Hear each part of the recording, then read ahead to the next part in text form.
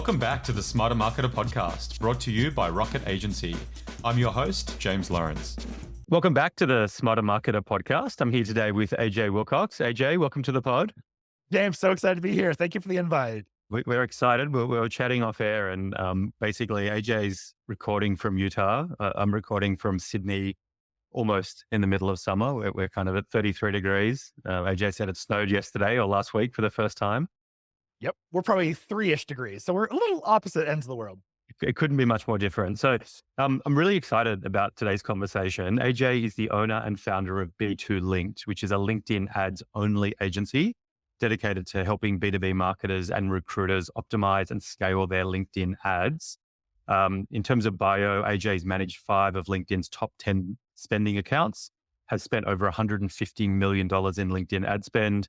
He's presented on LinkedIn ad strategy across 80 industry events, been featured on more than 200 podcasts. I've seen AJ present at a conference in North America, and he's an awesome presenter and he knows his stuff. So hence having him on the pod. For those of you that are listening, he's pumping his fist into the air. He's excited.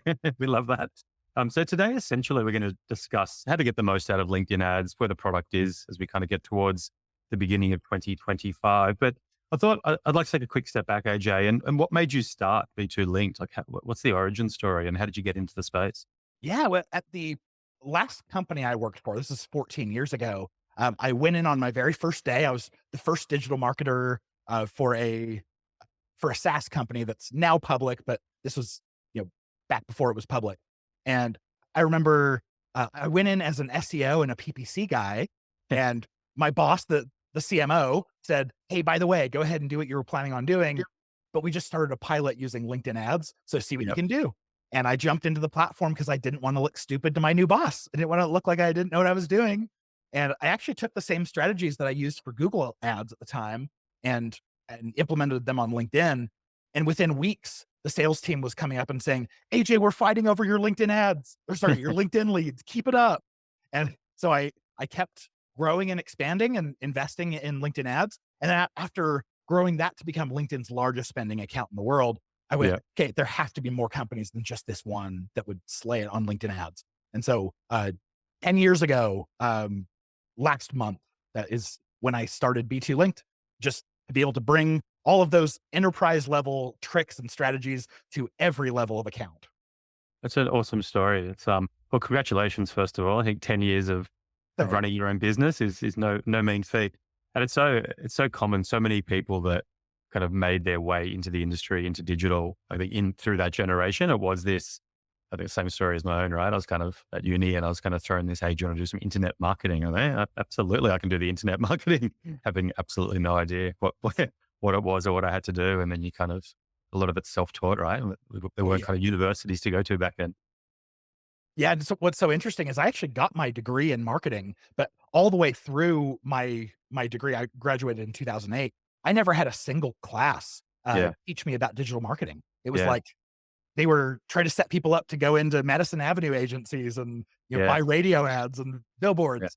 So I've learned 100% of this on my own in companies, and I love how self-taught our industry really is. And definitely, I think from our experience, the best staff members, the best team members we've had over the years are the ones that have that kind of curiosity and self-teaching and kind of just learning by trial and error and by industry websites and blogs and webinars and all those types of things, right?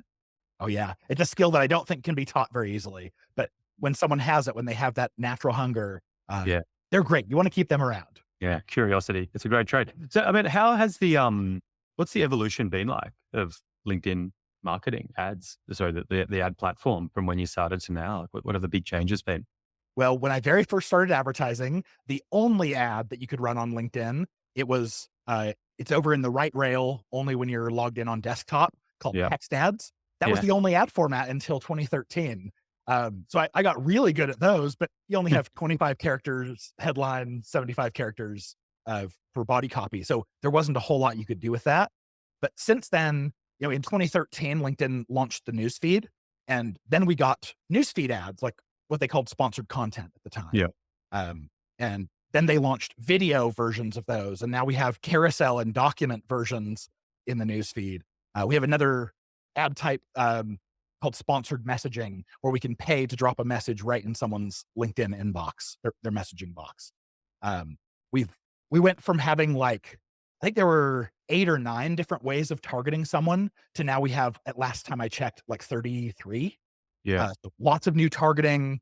We have conversion tracking, which doesn't seem like a big deal, but it was they didn't have it for an embarrassingly long amount of time. We have retargeting, and LinkedIn's retargeting is significantly better than Meta's in many cases. So I'm really excited about what LinkedIn's done there. And as of just this last couple years, we now have thought leader ads. So the ability to promote an individual's post rather than Yeah. relying on company posts. And I'm really keen to kind of unpack a few of those changes you kind of have gone through, but particularly thought leadership ads, and just to kind of see what you're seeing with the clients that you work with. Um, I mean, this might sound like a simple question, but given the broad spectrum of clients that you work with, where do you see LinkedIn ads working best at the moment? Like, what verticals do you generally find play really strong? Verticals that over the years you really struggled to kind of get success within? And I think we're presuming that we're talking B2B here, right? You kind Yeah, and I of, can and if you're okay with it, I'll actually venture outside of B2B because well, yeah, I there was curious on that. Yeah. yeah, there is a vertical that, has been successful on LinkedIn ads since the very beginning, and because it's not B2B, it kind of doesn't get a whole lot of credit, but Yeah. that's recruiting. Yeah. LinkedIn has a recruiter product where they'll show ads and try to promote your one-click job listing, but everyone like, you talk to any recruiter, they say they absolutely hate it because when you only require one click to apply for the job, they get a ton of spam, a bunch of people who are not qualified at all, and they're just spam clicking in hopes that someone will hire them for something. Yeah. Whereas we can take the same target audience that we want, target them using the marketing side of LinkedIn, you know, say, "Hey, you look qualified for this. Are you interested in applying for our position?" Mhm. Send them to a yeah, a job posting that you have that's not one click, and we consistently beat out the recruiting side using a marketing product. It's amazing. So a significant part of your business is working with either recruiters or within corporations within HR, trying to find high quality candidates using the marketing platform rather than the actual LinkedIn recruiter platform. Yeah. Yeah, and there's not a huge need for that right now, just because the job market is kind of rough for everyone. Yeah. So not Yeah. a whole lot of people actively recruiting, but, the ones who are, LinkedIn kills it, and, Yeah. um, yeah. It's an interesting, I haven't ever thought of applying the ads platform to that purpose. Yeah, it's really cool. I absolutely love throwing that into deals when we're working with the marketing team, and we say, "Hey, feel free to pull in your HR person, like, let's start promoting some of your open positions." Yeah, nice one. And I guess over that last 10-year period, are there any verticals where you've really struggled, where you kind of just can't get the traction in this vertical? Tried it a few times, can't get it working? Oh, this is a good one. Surprisingly, agencies, like, almost agencies of any kind. Mm, It's really difficult, like, we know as agencies, like, you and I both have an agency, I know who our ideal client profile is. mm, Um, mm.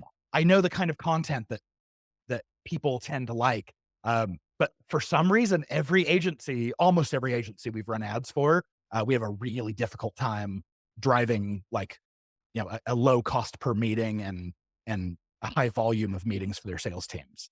Um, Yeah, really interesting. And we broaden it away from just LinkedIn.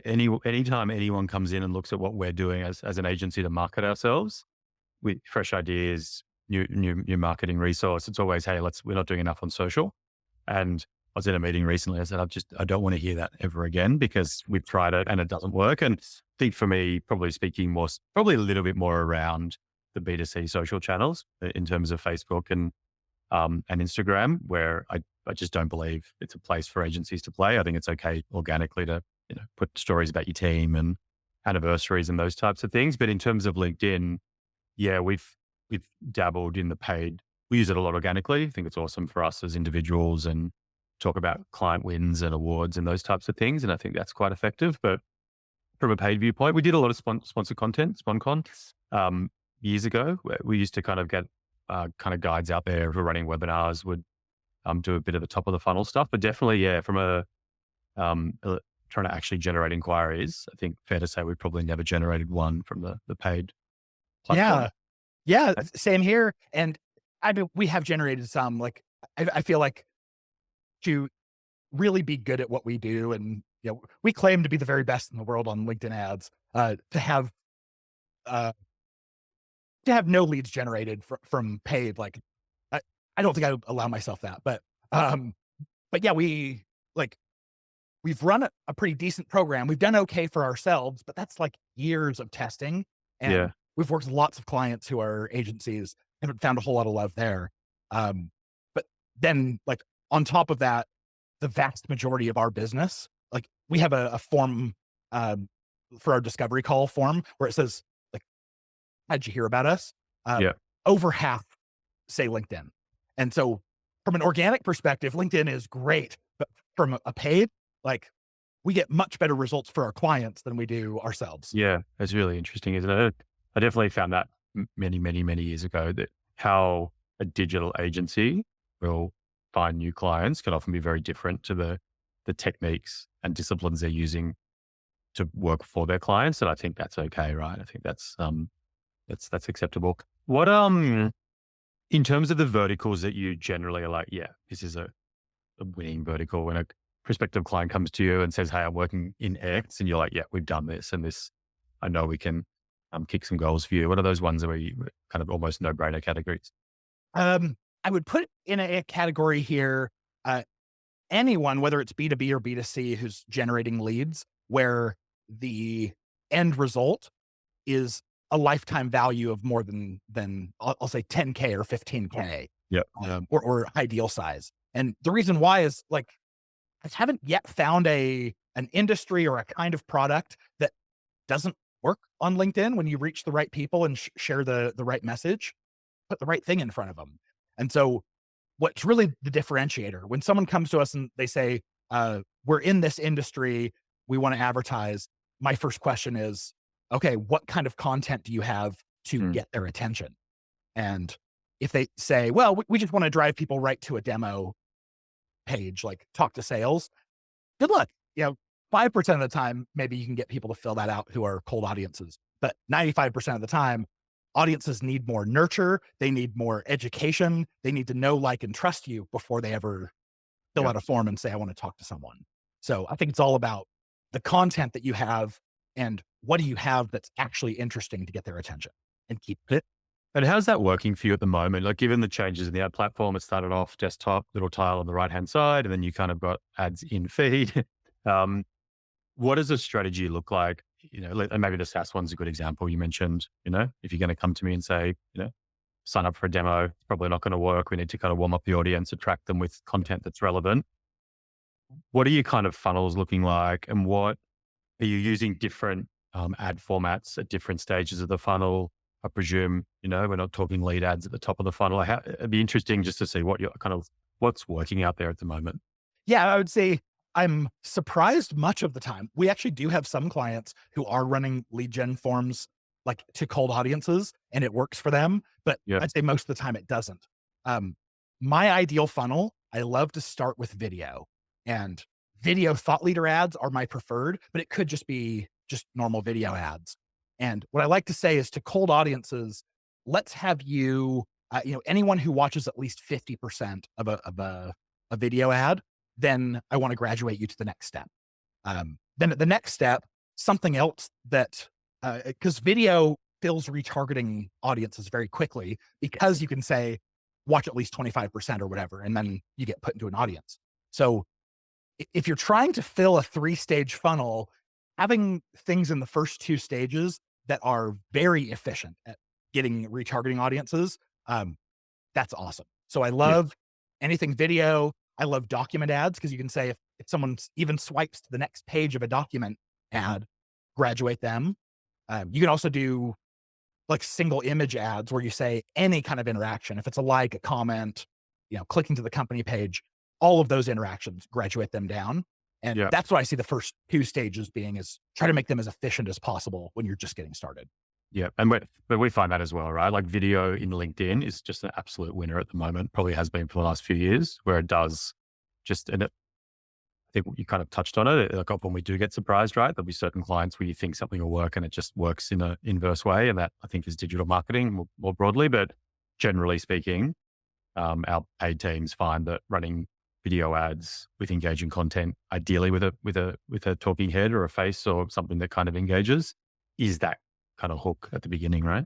Absolutely. Yeah, there are lots of companies out there who will say, "Oh yeah, we have video. We'll do a video ad." And then you look at their video and it takes 8 seconds to fade from black to their company logo, and Yeah, yeah, you've lost people. yeah, But if you can start with a face, someone who is like, "Hey, let me give you a tip, a trick, a strategy. I'm showing you value. I'm showing you that I'm a real person." That kind of video content is doing great. And the yeah, beautiful part for all of us is that that kind of video is so cheap to create compared to an animated, you know, something that yeah, you got to pay a studio tens of thousands of dollars for. yeah, 100%. And then once you're moving down, are you using lead gen ads? Then I guess maybe explain for the audience what those are, but what are your other options with that kind of the final ask, or are you pushing to websites? I suggested, I suspect it might depend a little bit, but like, what's working, what's not working in terms of actually getting lead generation coming out of the platform? Yes. Okay. So if we want to collect someone's information, first name, last name, email, something that simple, we have two options. We have, like you mentioned, the lead generation form on LinkedIn. It's a native form that's built right in. And this is very efficient, very high conversion rates of getting people to fill it out. Because what LinkedIn does is they autofill everything that they know about you. So if someone's on a mobile device where it's annoying to type their whole email address for the 900th time, all they have to do is hit the submit button. So great. You'll probably get 4 times the conversion rate using those as you do sending them to a website. But that's your other option. You could send them to a landing page on your own site where you have your own form, and uh, they won't convert as well. Most of the time, it's a page load speed kind of Mm, issue where someone clicks on the ad, and then when it takes more than 1 second for the page to load, they go, I didn't really want it that bad anyway. And they bounce, but LinkedIn still charged you for the click. But if mm. you have one of these pages that it loads super fast, you try to make the fields as easy to fill out as possible. You may only have a quarter of the conversion rate that you might see on your lead gen forms, but the value is you got someone to your website. And because they had that experience on your website, they they're going to recognize your brand a little bit more. They know, like, and trust you a little bit more than if they just filled out a lead form on LinkedIn. They were in LinkedIn's world. They trusted LinkedIn. They were thinking about LinkedIn. So we actually find that it's a lot of times worth sending traffic to a landing page, even if it costs more per conversion. And do you find that, and the reason for that, do you find that when you're working with your clients that when you actually get to kind of cost per sale and then the quality of the sale, that the higher intent actually getting to your website, reviewing more information about your brand results in a higher quality lead? Or is it more just the fact that you've kind of gotten to your website and you can do your own remarketing external to that and those types of things? Yeah, I think both of those are really big things. Like, Yeah. traffic that stays on LinkedIn, you can only retarget on LinkedIn. But if I get traffic to my website, now I can retarget it on Google and Meta really cheaply, really easily. And so I have now all of my platforms are all staying in front of this hot LinkedIn traffic that I wouldn't have paid for if it weren't really high quality. Yeah. So there is that. There's the getting to know my brand. But I think one of the biggest pieces is that lead gen forms on LinkedIn can't integrate into a calendar. And so if you're trying to drive a meeting to sales, which I think most B2B companies are, you can get someone to fill out that form. But then when sales reaches out and says, "Hey, let's schedule a meeting. When's good for you?" They may even give their calendar link. When that happens, that's another conversion that they have to get over. And so few people are actually willing to do that. That um, if you're tracking a cost per lead, yes, lead forms are going to be cheaper. But if you track a cost per meeting held, uh, all of a sudden your conversion form on your own site where you can embed the calendar right there, like, this is who you're booking with, fill this out. Your cost per meeting can be lower over there. So that's what we're finding. We'd actually prefer that kind of experience because you're getting both conversions, booking on their calendar and uh, filling out the form all in a single ask. And Yeah, it's interesting, isn't it? It probably comes a little bit down to the intent of the campaign, isn't it? I think like for us, I mean, a lot of our clients, like the obvious reason you're turning to LinkedIn is because you're actually finding someone in that B2B context. You can't otherwise target or find that prospect through other platforms. And what what we find with lead ads is that unlike Facebook, you're actually getting generally a work email address True. that's pre-populated and so effective. But I guess if you're dealing with high volume SaaS demos, hungry sales team moving through, not wanting friction, then you do want that completely seamless integration, don't you? But if you're kind of using it more as a how do we build up an audience to remarket to nurture, then you're probably okay with a little bit more friction through that process. Yeah, and to that point, that's actually something new that we've gotten in the last year. Um, LinkedIn, you could specify, I want your work email address, but if someone put in their Gmail again and just typed it in, it would let it go through. Now we have that little checkbox that says validate work email. And so now sales teams everywhere are going, "Phew, I actually am getting, someone's work email," because it won't let them fill it out Mm. and submit it otherwise. Such a game changer where it's so hard to get work data, isn't it? Oh yeah. Generally across the internet. Yep. But sales teams will tell you, like, if you have someone's Gmail, you're getting ignored. Like, they're Yeah. not getting through. They're not Yeah. checking it during work hours. Yeah. It's fascinating. How are you finding thought leadership ads? Like, what are your Oh, clients use? Yeah. I can, there's a smile on his face. This is a game changer. yeah, it absolutely is a game changer. So, I'll set the stage for you a little bit. Before 2023, um, pretty much all of the ads that you ran, they showed up as a company page post. Company page posts, they don't get much interaction when you're scrolling through LinkedIn. Like, just think about how you use LinkedIn. If you see as you scroll a company you've never heard of before, you're probably just going to keep scrolling. But if you see an individual that you don't recognize, you may pause and be like, how do I know this person? Or is this person interesting? Should I pay attention to them? And we see this in the engagement rates. So the average engagement rate of a company page post is about 0.5%. So 200 people see it before one person engages. With thought leader ads, this is this is where the game changer piece happens. Now we're not promoting a company post that people tend to ignore. We're promoting an individual's post, and it comes across a lot more personable. And you see this in the engagement rates. There, we see an average engagement rate on these between 5 and 13%. Like, we're talking orders of magnitude higher engagement rates, and that manifests itself in the costs that we pay as well. You might pay $10 to $16 a click on a company page post to get someone to click, but when you have interaction rates of 5 to 13%, you could be paying less than $1. It's pretty amazing. It's totally game changer. It's a complete game changer, isn't it? And like, because that's I was going to say misconception, but I think makes the question quite leading. But it's definitely there's a belief out there or a feeling amongst marketers that LinkedIn is expensive, right? As a platform. Where I'm sure you hear that every day when you're speaking to prospects and speaking to clients potentially. Yeah. Like, what's your response to that? And then I'd be curious to hear kind of how you deal with that, or what your perspective on that is. Well, quite honestly, I agree with them. I feel like when I first got into LinkedIn ads, I was paying a minimum of $2 per click, while I could get 3 clicks for a cent on Facebook, Mm. and clicks on Google were about $1 a piece. So it's always been the most expensive channel.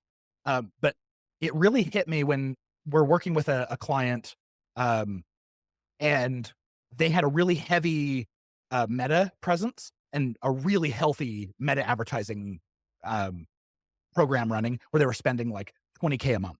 Um, Might have been more than that. We were spending a fraction of that on LinkedIn, but to the same kinds of audiences. And if you look just at a cost per click and then a cost per lead, um, LinkedIn was about 3 times higher than Facebook. It was 3 times more expensive. Yeah. But then we started talking to the sales team, and we realized, or not realized, they told us, uh, they have to throw out 90% of the leads that they get from Meta because they're not the right people. Think about it. Meta doesn't know who you are professionally. It just it knows about who you are personally. And so if you're trying to sell a B2B product or service, there's a specific buyer that would be interested and others are not. So the sales team's throwing out 90% of the leads on Facebook. Um, on LinkedIn, they don't have to throw away any. Mm. And so then you follow it all the way through the whole sales funnel, and you realize now that by the time you have a cost per proposal sent and a cost per closed deal, LinkedIn was twice as profitable as Facebook, even though the costs are 3 times more. So I think it really is. It's a quality play. Yes, we pay more for the traffic, but we're getting a really tight control on exactly the right people. Yeah, and for those listening, not watching, you can see me nodding profusely because it probably was a slightly leading question, but yeah, like it's if you're viewing it from a CPM or and or CPC perspective, generally you're going to find that it's a more expensive place to play, but it's a market, and the reason that is the case is because of the ability to reach people either in a more surgical manner or contextually in a manner where they're actually ready to hear the message versus trying to find the same cohort using different technology or finding them when they're in that business mindset, right? And I think that's right. All that matters is what fleshes out along the line. There's a lot cheaper ways to reach more people than Facebook, for instance, if you wanted to do whatever skywriting, but it doesn't mean that it's going to be more effective in terms of So actually true. generating the commercial outcomes. Absolutely agreed. Cool. I was hoping we'd have a bit more of a disagreement, but we're locked in on that one. What other I was curious, because I did want to dig. 'Cause I think you get exposed to so many campaigns within LinkedIn. Are there any other um, things that you observe really work from a creative viewpoint? Like you mentioned video, you mentioned face to camera. Are there other things across? I guess it doesn't matter too much whether it's across different ad formats or just more generally. Like what creative really works? In general, so for these colder audiences, the more top of funnel audiences, what I care about is having offers that grab people's attention. And the best way that I've found to grab attention is to give free value. So I love video because you can communicate value very quickly and not ask for anything in return. Document ads are also doing that really well. If you put together a really good document that people are excited, like, here's the 3 things you can do right now to improve what you're doing at work. Of course, someone's going to want to flip through and see all those, like, what are these 3 things? And that's really good content. Mm, Um, so before I think about the ad format, I think about this audience, what would be the most valuable piece of information that I can share with them? And then when you start thinking about, okay, do I share that over video? Could that be a document? Is that a single image ad pointing to an ebook or is that a webinar? LinkedIn's got some way of communicating that value mm. in some sort of an ad format. But it does feel that there is that power of early adoption, right? It's kind of, if you jump onto the thought leadership ads earlier, you're getting that benefit of, a 5 to 13 times better performance than you'll get through company pages. If you're jumping onto new ad formats by way of document ads or whatever it might be, you're kind of getting that kind of first mover advantage. It's true. Yeah, if you're paying attention to what is new on LinkedIn, of course, all of the big advertisers, they wanna get on betas. Mm, Something new that no one else has access to, because if it works, you wanna be one of the first people to figure that out and ride that wave until it mm. stops working. That's kind of similar. Like we do a lot of work in the Google Ads ecosystem and kind of always been the way, right? Every iteration, every change, you kind of get that first mover. And then as the market moves, you just kind of want to be on that next wave to drive performance. Absolutely. And it should be said, not all of the things that LinkedIn comes out with are winners. And, Yeah. uh, you may try out an ad format that absolutely sucks. Yeah. And we have a few times, but it's always good to have that first mover advantage just in case it's a game changer. Yeah. That's it. It segues quite nicely. We don't have this feature yet in Australia, but curious. And I know that in North America, you do connected TV, CTV ads in Oh, LinkedIn. yeah. If you could maybe just give the audience, I guess, a bit of an explainer as to what they are, how they work, and what you're seeing up there at the moment, because I suspect that we will get them in 2025 in Australia. Yep, I'm sure you will. What's so cool about this is there are CTV providers out there. These are advertising networks where you can show your ads in between programs on all the TV, the streamable video on demand services. There's like, I don't know, Peacock and all the kinds of video Yep. services you can imagine, Yep. that aren't, Netflix and Prime, that kind of have their own. Hulu might be on there. But the beauty of what these ads are is being able to be shown on a TV. And if I show a video ad on LinkedIn, I know 80% of the people who are watching have their sound off. Mm, And, you know, the 20% who turn their sound on, thank you. I'm so glad. But, I'm relying heavily on subtitles. Um, Someone can also keep scrolling if they don't want to watch or hit pause. But on CTV, this connected TV feature, when you advertise that way, in order to keep watching the program that they're watching at home with their family, they have to sit through that ad. mm, So you don't have skippable um, parts of your ad where you're saying like, the average person only watched this much of your video. It goes on all the way. So connected TV is really cool, being able to be shown in high def on a TV with sound on. But then when LinkedIn gets involved, now they're applying their own targeting to it. So it's mm, not just, we want to show you an ad because if you're watching this show right now, you're probably this demographic. It's so much more exact. We get to say, show ads to this person no matter what they're watching, because we know who they are. And we get mm. to use LinkedIn's data to qualify them. They are this job title at this size of company in this industry, uh, unskippable with sound on. Pretty amazing. And how long have you had how long have you had CTV ads in LinkedIn? Probably about 6 months at this point. They Yeah. had Okay. a closed beta to begin with, and now Yep. now they're in open beta. And are many of your clients piloting it?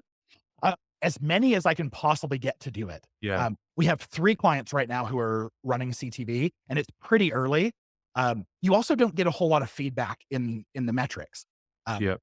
when I'm running video ads, usually I'm gonna get some sort of like here's the watch percentage on average, and here's how many people started watching versus finished it.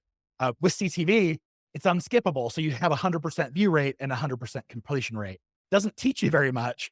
Uh, Yeah. but if you're certain that you're reaching exactly the right people, it's a great mechanism for strengthening all of your other ads. Because if they saw it last night while they were watching TV, and then they see one of your ads tomorrow when they log on to LinkedIn, they're that much more likely to be like, oh, I've heard of these guys. They're legit, and want to take action on your ads. You're just getting kind of CPM data, spend data, impression data with the kind Yep. of metrics coming back. Yep. Yeah, which is pretty similar in Australia for clients that are doing CTV through programmatic buys, like outside of LinkedIn. You're kind of getting far less granular data than you do traditionally through digital, right? Which I guess makes Yep. makes sense. Yeah. But what we are about to get is publisher data. So you can at least see what channels you were appearing on, Mm. which channels are spending the most money. And we have a block list feature too. So we can say, oh, if I don't want to be shown on children's programming, because it makes sense. If you're reaching the right household, but if the executive is at work and their kids are watching the TV, I like the idea of being able to block that and show only on certain channels. Yeah, I do have this kind of vision of the sons and daughters of the CTO or the CFO just being bombarded with really boring kind of software related to to their space as they're trying to watch the Sunday night movie as a family. Daddy, what's a CRM? I've been watching ads all about CRMs all day. That's right. I mean, are there any like obviously the big promise of LinkedIn ads is the ability to target people in such a granular fashion as it relates to their work context, company size, job role, vertical function. Are there any kind of clever hacks that you're using from a targeting viewpoint? I think for us, it's very much job function, job title, vertical. But are there kind of things that over time you've seen, yeah, it's actually like that's cool, but we often get to this level, or are you finding you get better results if you kind of keep it pretty simple in terms of your targeting with you just leveraging AI? It's kind of what's working for you at the moment. Yeah, we have 4 different styles of targeting that have been my go-tos for the last, 14 years I've been advertising. Yeah. They are job title, that's one. It makes a lot of sense. You layer job title on top of company size and industry and anything you want, but it's titles. The next one is job function with seniority. So what department someone is in and what level of seniority. It's a little bit more broad, but also the broader you go, the lower your prices can become. Yeah. Yeah. That's valuable. Then we have skills. We'll do skills plus seniority. And then the fourth one will be groups. So if you go and join a group, like a CIO's only group, I know I don't have to target you any other way. I know that in order to be in the group, you're a CIO, chief information officer. And so that's four different ways that we target. And no matter what LinkedIn's come out with, those are our mainstays. They came out with interests, and sometimes we'll layer on interests on top of those. But Mm, interest isn't strong enough on its own to usurp and you know yeah. need to be but one of those others out. Um, but one cool targeting hack that we've found, I actually have a few I can share if you want, but one is if you target by company size, you are immediately excluding anyone who's attached or anyone who's not attached to a company page on LinkedIn. And if you just pay attention to the people that you talk to, a lot of them, if you look at their profiles, um, for some reason they didn't claim the right company, or maybe when they started working for the company, they didn't attach.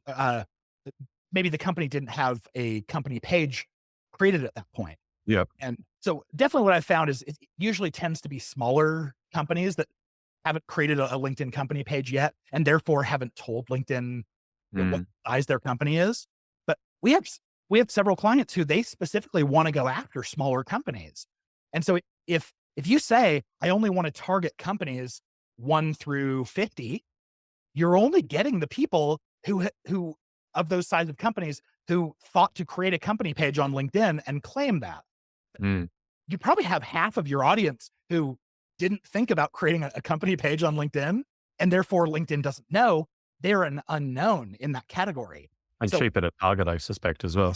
exactly, you get it. So when someone wants specifically to target companies that are smaller than 50, rather than saying, yes, include only those 1 through 50, what we'll do is we'll exclude companies that are 51 and above.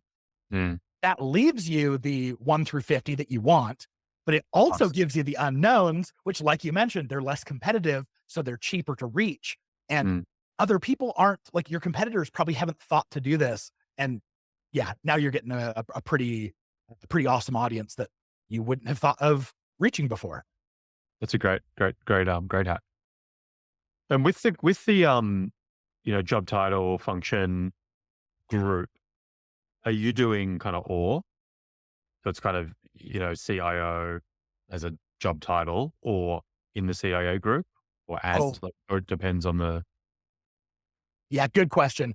We do them as separate campaigns. Um, LinkedIn does have ORs, but they're not very powerful Mm, and in ways of intelligently combining targeting. And plus, if I have a whole bunch of different ways of defining my audience all in one campaign, I'm going to have segments in there that would perform really high, segments that perform really low. Um, all I'm seeing is just an average number, and I'm like, oh, I guess it's working.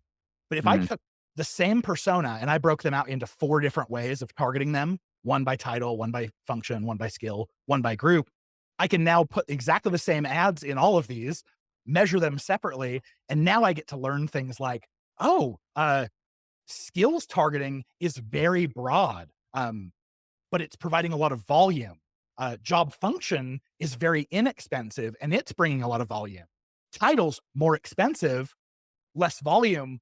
The quality of those leads is really high. Let's keep mm. doing it. You get insights that you just couldn't have gotten any other Yeah. way. Then move your budgeting around depending on how performance is working. Exactly. I love that. You promised some good tips there, and they're ones I think the audience will like. What I wanted to chat to you about was, how do you see organic LinkedIn coexisting with the paid side of the platform? Because I think almost everyone using paid is probably doing organic to some extent, right?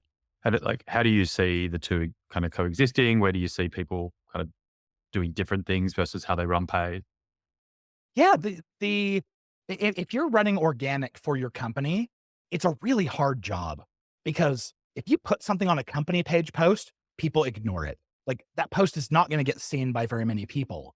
But if you can enlist your employees, if it's all employees, great. Maybe it's just your executive team um, to start sharing the company news and things that the company's doing from their own personal profiles. Now you get real reach and it's free. Um, and I love that. But still, if that's the way that you're getting reach is all organic, it's all free, you don't actually make sure that you're in front of exactly your right target audience. What you're doing is you're getting access to any audience that LinkedIn wants to show. Mm, Whereas on the ad side, we get to be very explicit about this is the exact audience I want to show to. So I think both organic and paid, they play really well together. They also don't overlap a whole lot. Uh, mm, so I would say marketers, yes, please, energize your teams, get them excited about being willing to share things personally, because that's what's going to get you all the organic views. Use ads to hit the right audiences, and then you can kind of marry these worlds with the thought leader ads, where now you're saying, hey, let's, for the first touch with a cold audience, let's introduce them to someone here at the company, sharing value with them, and mm. bring them into the fold that way. That's good. Do you find that kind of taking the best performing organic content from, yeah, as you mentioned, executive or kind of thought leaders within a company and just pumping cash behind it with thought leadership ads kind of works, or are you generally creating new ads and new creative fit for purpose for the thought leadership ads? Yeah, I think there's this concept of uh, playing your all stars. Um, if you can find a piece of content that you're running organically and it does better than others, when you turn that into an ad, it's going to be a better performing ad than others as well. So Mm, yeah, definitely pay attention to your top organic performers and turn those into your ads. love it. Love that. Love it. Um, AJ, what is the future of LinkedIn ads? Where's the product going to go in 3 years' time? If you, I don't know, does Microsoft bring you in there and give you, all this inside knowledge on where the product's going? Or I don't know how much at arm's length you kept, but what, where do you see the future of the ad platform going? Yeah, sometimes we get let in on things to know where things are going. But I would say, just from my own experience, if you look at what Meta is, right now, LinkedIn is going to be like that in 4 years. It takes LinkedIn for some reason about 4 years to take a good idea that Meta has put together and implement it. Yeah. Case in point, lookalikes. It took about 4 years for LinkedIn to create lookalikes after Facebook had them and they were so popular. And then they kind of failed at it. So they then took another stab at it. Now they have something called predictive audiences, which is really a good feature on LinkedIn. But, that's 6 years after Facebook originally launched it. Yeah. So I think that's kind of what it is. I think we're going to be more focused around individuals than companies. I do see costs continuing to rise, because the more people who are having success on LinkedIn, and there's a lot of them having success, they're going to keep flocking to the platform and increasing budgets. And that's going to raise prices for everyone. So if you're considering, I would say get in and test LinkedIn now, so that you can find those optimizations and find the shortcuts and ways of more cheaply getting views now, because it's just going to cost more if you wait and after all your competitors have jumped in and figured it out. I love it. Great response. AJ, it's been an awesome chat. How, you've got your own podcast specifically on on the product, and for those listening who would like to, hear more from you or get in contact, what's the best way? Yeah, if you're obviously you're a podcast listener if you're listening to this, so go check out the LinkedIn Ads Show podcast. I think we're on episode like 157 or something right now. What's the podcast about? I pretty easy to guess. I'm guessing. I find that really funny when people, I tell people what I do, and I'm like, I'm into LinkedIn ads. I'm a one trick pony. Like there's nothing else in my life. But yeah, check out the podcast if you want to get really geeky about LinkedIn ads. Um, Follow me on LinkedIn. In fact, if you want to send me a connection request, just make sure to customize it. Say you heard me on James's show. That would be great. I'd love to connect with you there. And the website's b2links.com. If you're interested in working with us, go check that out. You're all over LinkedIn ads, AJ. I love it. I love the specialization that America brings. I love being specialized. It's honestly a luxury to only have to pay attention to what one platform's doing than, three or four. That's great. That's great. AJ, I finish every episode of the pod with the question, what's the one best piece of advice that you'd give to an in-house marketer? I'd love you to give me your answer. And that can be kind of, it could be about LinkedIn ads, but awesome if it's broader and kind of career and how to get the most out of things. It's the same advice actually that I'm trying to instill in my kids. It's like, whatever you do, whatever position you're put in, be hungry, never stop learning.